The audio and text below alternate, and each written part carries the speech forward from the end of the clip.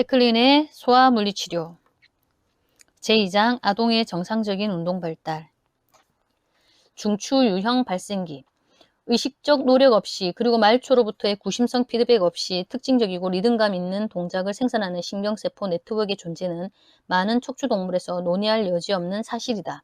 이러한 특수화된 신경회로는 신경발진기 혹은 중추 유형 발생기라고 한다.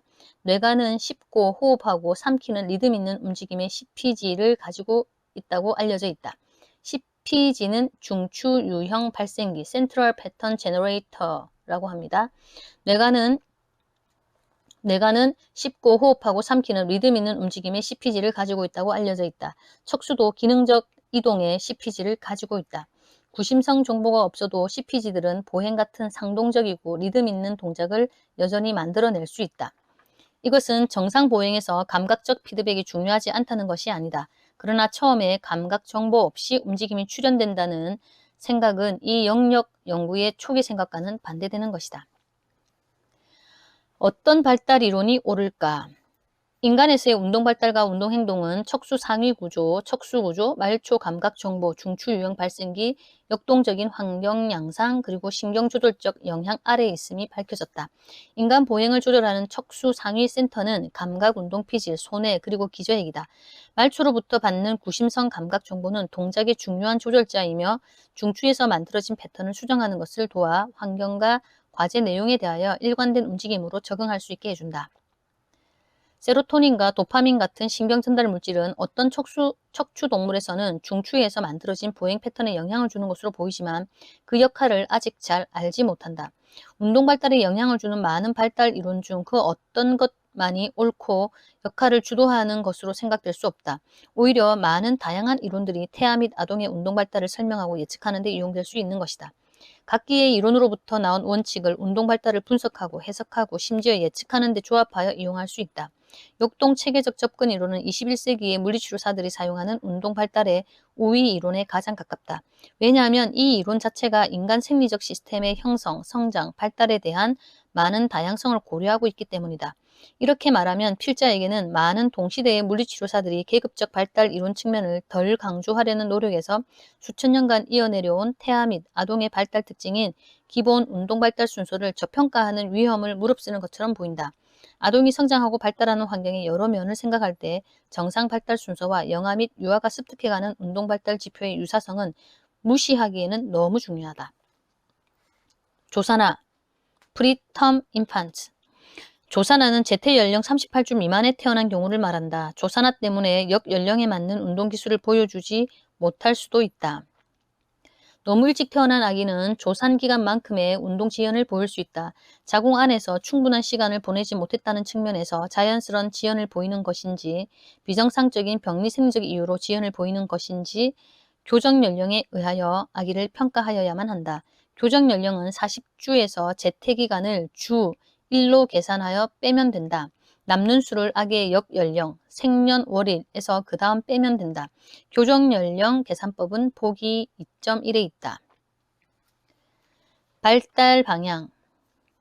운동 발달의 전형적 순서를 연구하면 대부분이 어떤 예외는 있지만 발달의 방향성을 가지고 있다는 것이 드러난다. 그 예외들은 다음에 이야기하겠다. 표 2.3에서는 어떻게 이런 순서가 정상 발달에서 드러나는지 예를 들며 발달 방향성의 10가지 항목을 나열해 놓았다.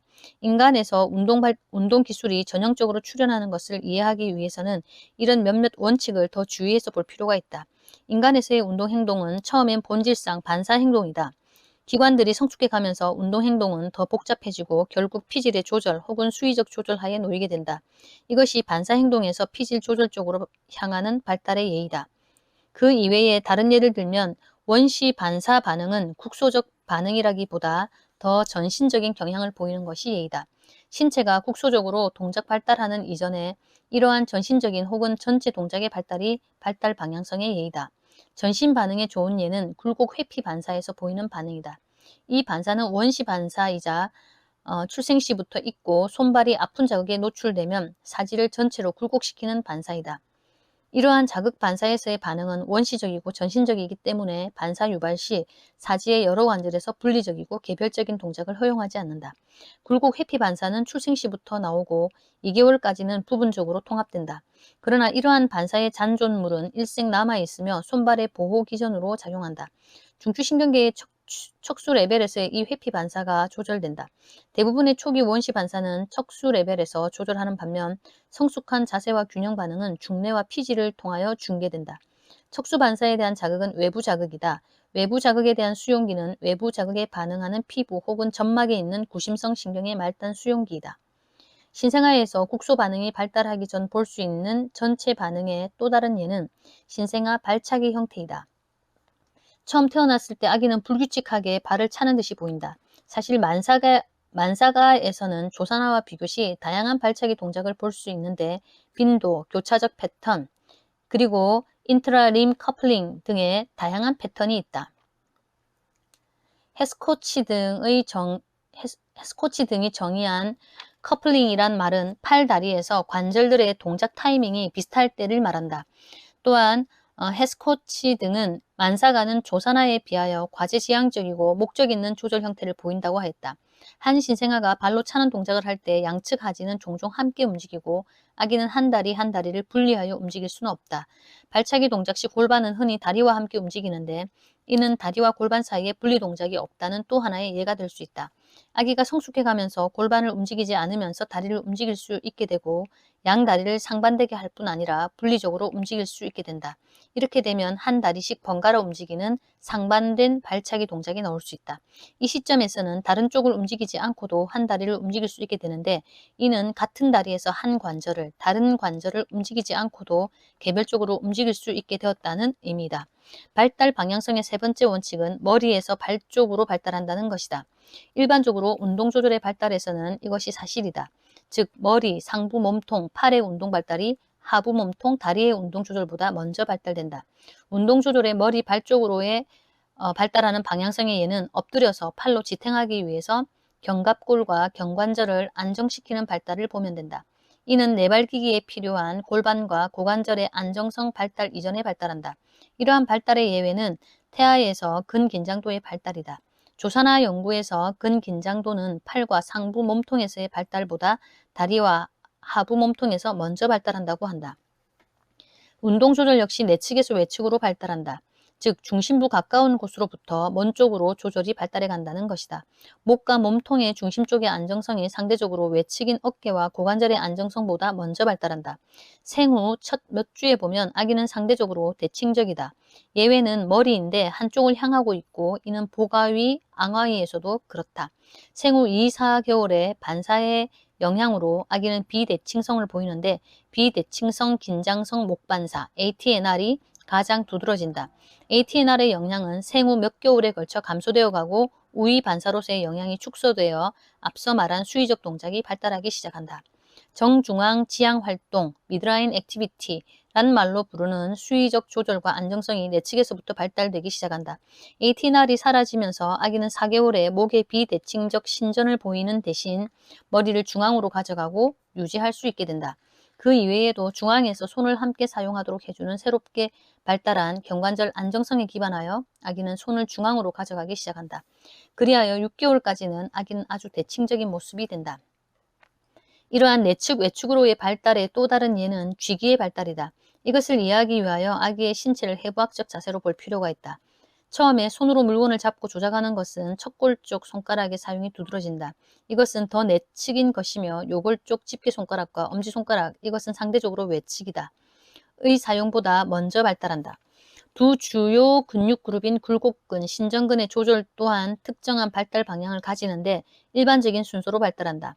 그러나 굴곡근과 신전근의 발달은 아기가 근긴장도와 항중력 조절 혹은 체중 지탱 기능을 발달시키는지 여부에 따라 달라진다. 몸 전체적으로 두드러진 근긴장도는 신전근 그룹보다 굴근 그룹에서 더 먼저 발달한다. 이것은 만삭 출생아에서 생리학적 굴곡 패턴을 보면 쉽게 이해된다. 이러한 생리학적 굴곡은 가만히 있을 때 그리고 수동적, 능동적으로 동작할 때의 모든 자세에서 굴근의 긴장도가 더 우세한 것이다. 조사나에서 보듯이 생리적 굴곡 패턴이 없을 때에도 상대적으로 신전근의 근긴장도는 낮다. 각 자세에서 항중력 동작과 조절은 특정 관절의 신전 근육에서 처음 발달을 시작한다. 이는 그 관절의 기랑근인 굴근에 앞서 발달한다. 예를 들면 아기는 앙화의에서 항중력으로 머리를 드는 것. 이때는 항중력으로 굴곡근 조절이 필요함. 앙화위에서 항중력으로 머리를 드는 것보다 복화위에서 머리를 드는 동작, 즉 항중력으로 조절하는 움직임에서 자신의 목 신전근을 사용하는 것을 익힌다. 그러나 한 관절에서의 완전하고 균형 잡힌 조절을 발달시키기 위하여는 항중력 신전근과 항중력 굴곡근이 필요하다. 머리 쪽으로부터 밑으로 발달하는 몸통의 항중력 신전근은 몸통의 굴곡근보다 먼저 발달한다. 그러므로 아기는 4개월까지는 중심부의 항중력 신전근을 이용하여 팔굽으로 지탱하는 복아위를 취할 수 있게 된다. 이것은 5개월 때 앙화위에서 발을 입 쪽으로 가져갈 수 있는 것보다 앞서 발달하는 것이다. 발을 입으로 가져가는 활동은 몸통의 항중력 굴곡근의 조절이 필요하다. 굴곡한 팔다리로 체중을 지지하는 능력은 신전된 팔다리로 체중을 지지하는 기능보다 앞서 발달한다. 팔굽지탱 복아위 자세에서 아기는 구부린 상지에 체중을 싣고 상대적으로 다리에는 수동적으로 체중을 싣는다. 이러한 발달학적 자세는 네발 자세 이전에 놓으며 자기 체중을 신전한 한 팔과 굴곡한 다리에 싣는다. 곰자세로 기기는 편 손과 발바닥에 체중을 싣는 자세를 말한다. 이러한 자세는 신전된 팔 그리고 신전된 다리에 체중을 싣는 한 예이다. 팔굽지탱복아위에서 손 발바닥 기기 자세로의 발달은 또한 머리 발 쪽으로의 발달 방향에 부합되는 예라고 할 수 있다. 대근육 운동 기술은 소근육 운동 기술보다 먼저 발달한다. 아기는 경관절 주위의 큰 근육으로 어깨의 안정을 이룰 수 있게 되는데 이는 소근육 운동 기술의 발달을 위한 손가락 및 손의 작은 근육들의 조절을 얻기 이전이다. 이것은 대근육, 소근육 쪽으로의 발달 방향이라는 원칙을 다시 한번 보여주는 것일 뿐 아니라 원위부 발달 원칙도 보여주는 것이다. 근위부란 신체의 중앙에 가장 근접하여 있는 팔다리의 부분을 말한다. 원위부란 중심부로부터 가장 멀리 떨어진 팔다리의 부위이다. 목과 몸통의 근육과 팔다리의 모든 주요 관절은 즉 어깨, 팔굽, 손목, 고관절, 무릎, 그리고 발목 관절, 운동 조절의 특정 단계에 따라 발달한다. 관절들은 설리반 등이 말한 움직임, 안정성, 조절된 움직임, 그리고 기술을 발달시킨다.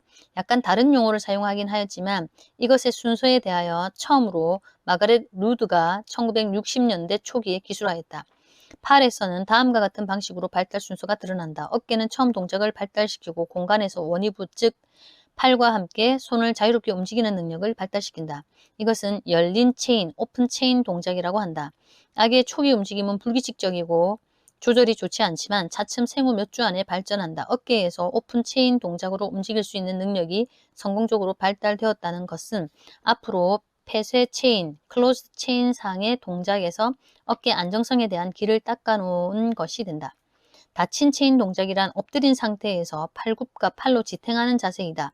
자, 이제 팔로 체중을 지탱함으로써 팔의 원위부, 아랫팔, 손가락, 팔의 원위부는 공간에서 자유롭지 않게 되었다. 오히려 루드가 설명한 운동행동의 안정성이란 측면에서 팔은 체중 지지의 기능을 수행하게 되었다. 다음은 아기가 닫힌 체인 활동에서 원위부 팔에 대하여 근위부 관절, 여기서는 어깨를 움직이는 능력을 보여준다. 이 동작들은 팔로 체중을 지지하는 다양한 자세에서의 체중 이동으로 드러난다. 루드와 다른 이들은 이 과정을 안정성에 덧붙여지는 움직임의 단계라고 하였다. 결국 아동은 한쪽 팔로만 온전히 체중을 지탱할 수 있는 단계까지 체중 이동을 할 수 있게 된다. 그런 다음 어깨는 체중을 지지하지 않은 채 안정되고 손을 자유롭게 쓸 수 있는 단계에 이르고 손을 움직여 손가락으로 물건을 잡고 조작하는 단계가 되는데 이는 그림 2.6에서 볼 수 있다. 이것은 루드가 의미한 기술 수준이다. 다리도 동작, 안정성, 조절된 움직임, 그리고 원위부를 기능적으로 잘 조절하기 위하여 같은 발달 순서를 따른다. 이러한 순서는 팔, 다리의 기능을 얻기 위하여 팔굽으로 지탱하여 엎드리기, 팔을 신전하여 지탱한 엎드린 자세, 앉기, 내발기기, 그리고 똑바로 일어서기의 발달학적 자세 각각에서 계속 반복된다. 지지하지 않고 앉아있는 또 서 있는 자세에서 팔은 비록 체중을 지지하지는 않지만 상체의 안정을 위한 지대한 역할을 한다. 이것에 대하여는 이 장의 후반부에서 앉기와 서기를 설명할 때 논의하겠다.